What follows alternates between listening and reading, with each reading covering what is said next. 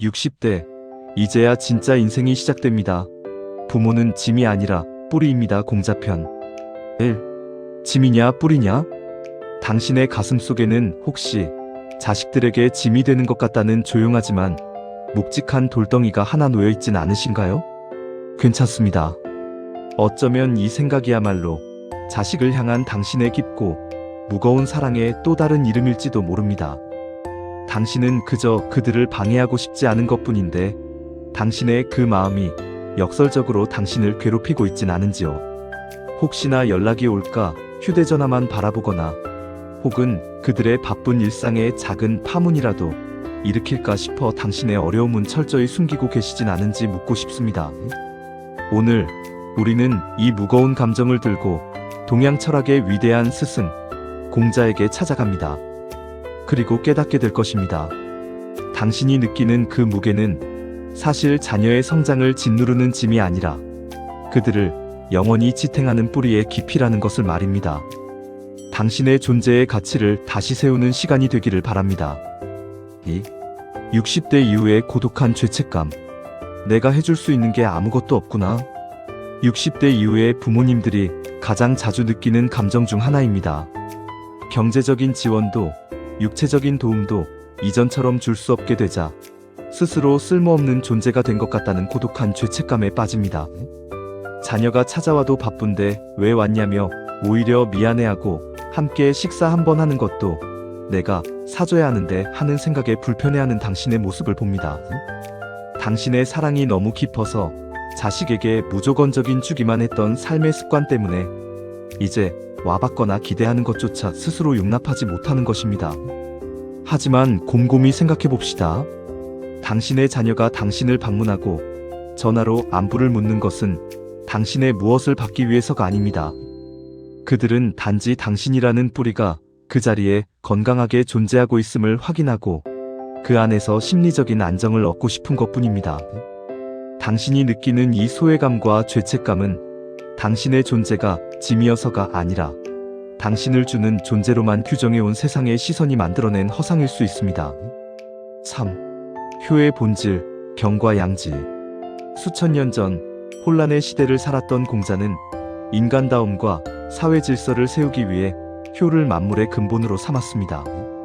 공자가 말한 효는 단순히 자식이 부모를 봉양하는 의무가 아닙니다.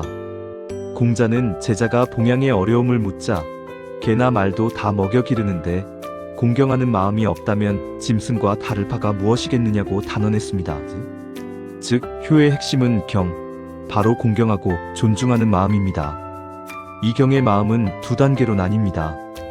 양체 부모의 몸을 보살피는 것, 먹을 것, 입을 것을 드리는 것, 양지 부모의 뜻과 정신을 받들고 부모의 삶 자체를 존중하는 것. 공자에게 중요한 것은 두 번째, 양지였습니다. 부모님이 어떤 뜻을 품고 살아오셨는지, 지금 어떤 삶을 살고 싶어 하시는지를 깊이 이해하고 존중하는 것. 공자는 심지어 부모님의 허물을 따뜻하게 간하는 것도 효의 중요한 부분이라고 보았습니다. 이는 단순히 맹목적으로 복종하는 것을 넘어 부모님을 한 사람의 인격체로 존중하고 그들의 정신적인 건강과 올바른 삶을 응원하는 태도입니다. 자녀가 당신을 공경한다면 그들은 당신이 불안하거나 죄책감을 느끼는 것을 원하지 않을 것입니다. 그들은 당신이 당신의 삶을 존중하며 평안하게 살기를 바랄 뿐입니다. 이것을 오늘날 우리의 상황에 적용해 볼까요? 당신의 자녀에게 당신의 삶을 당신의 뜻대로 평안하고 행복하게 살 권리를 보여주는 것. 이것이야말로 자녀에게 부모가 줄 수 있는 가장 위대한 양지의 모범이며 자녀가 당신을 공경하게 만들 수 있는 가장 근본적인 태도입니다. 결국 공자에게 중요한 것은 가족 구성원 모두가 서로의 존재를 귀하게 여기고 각자의 삶을 굳건히 세우는 것이었습니다. 4. 철학적 깨달음짐이 아닌 가문이 뿌리로서 존재. 이제 공자의 사상을 바탕으로 짐이 되는 것 같다는 감정을 완전히 전환해 봅시다. 공자는 가족관계를 가문의 근원, 즉 뿌리로 보았습니다. 뿌리는 가장 보이지 않는 곳에 있지만 나무의 생명을 좌우합니다. 나무가 아무리 거대한 열매를 맺는다 해도 뿌리가 없다면 존재할 수 없습니다. 당신은 바로 그 뿌리입니다. 당신은 자녀들에게 무엇을 주거나 해주어야 가치 있는 존재가 아닙니다. 당신이 그 자리에 굳건히 존재하고 있다는 사실 그 자체가 자녀에게는 흔들리지 않는 삶의 에너지입니다. 뿌리가 썩거나 무너지면 아무리 좋은 열매도 열릴 수 없습니다. 당신이 스스로를 짐이라고 여기고 자꾸 위축된다면 자녀들은 무의식적으로 우리의 뿌리가 흔들리고 있다는 불안감을 느낍니다. 우리의 60대는 과거와 다릅니다. 당신의 자녀 세대는 독립적인 삶을 살아가고 있습니다. 이제 그들은 부모의 경제적 도움보다는 부모의 심리적 안정감을 가장 필요로 합니다. 자식들이 열심히 살아갈 수 있는 힘은 나에게는 언제든 돌아갈 수 있는 튼튼한 뿌리가 있다는 내면의 확신에서 나옵니다. 당신이 당신의 시간을 즐겁게 채우고 당당하게 인생을 살아가는 모습이야말로 자녀들에게 인생은 60대에도 끝나지 않는다는 가장 강력한 메시지를 전달합니다. 이는 단순한 응원을 넘어 자녀들이 미래의 자신의 노년을 긍정적으로 바라볼 수 있게 만드는 삶의 지혜가 됩니다. 당신의 존재는 그들의 과거이자 현재를 지탱하는 힘이며 미래를 향한 정신적인 고향인 것입니다. 뿌리는 절대 짐이 될 수 없습니다. 뿌리는 생명의 근원입니다.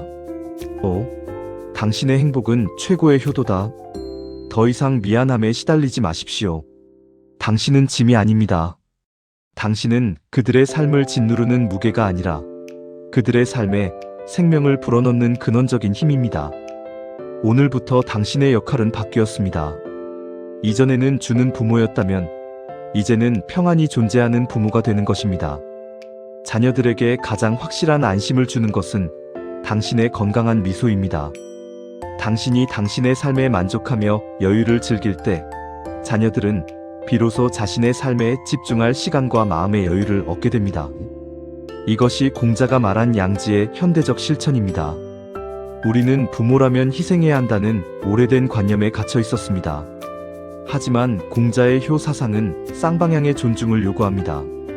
자녀가 당신을 공경하듯이 당신도 당신 자신의 노년의 삶을 존중해야 합니다. 당신의 노년은 자녀를 위한 예비 시간이 아니라 오로지 당신을 위한 황금기입니다.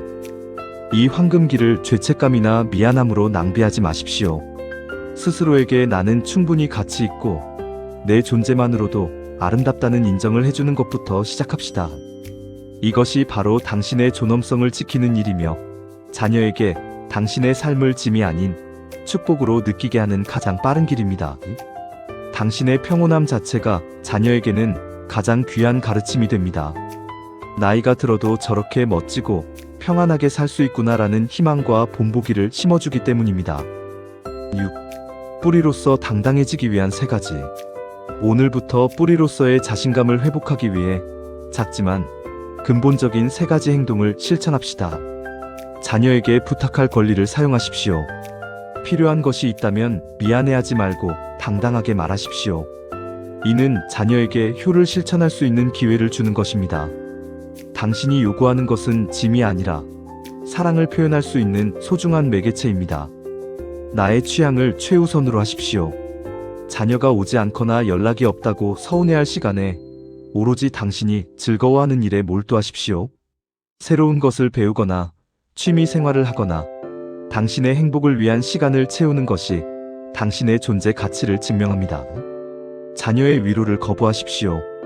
당신의 삶에 대해 걱정하는 자녀에게 나는 괜찮다가 아니라 나는 나대로 잘 살고 있으니 내 걱정이나 해라고 단호하고 유머러스하게 말하십시오. 당신의 당당함이 그들에게 진정한 안심을 선물합니다. 오늘의 날을 기록하십시오. 작은 일기든 사진이든 혹은 짧은 메모든 좋습니다. 당신이 오늘 무엇을 느끼고 무엇을 배웠고 무엇을 즐거워했는지 기록하세요. 이 기록은 당신의 삶이 여전히 진행형이며 의미 있다는 것을 스스로에게 증명해 줍니다.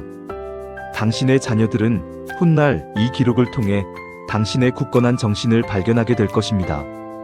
이것은 당신이 줄 수 있는 가장 위대한 정신적 유산이 될 것입니다. 7.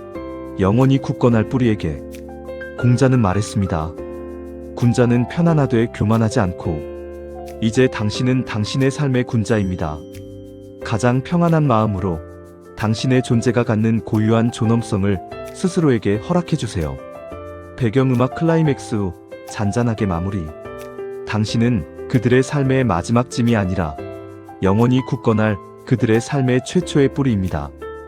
당신의 존재 자체가 당신의 자녀에게는 가장 귀한 보물이며 최고의 효도입니다. 그러니 미안해하지 마십시오. 그저 행복하게 존재하십시오. 그것이 당신의 사명입니다.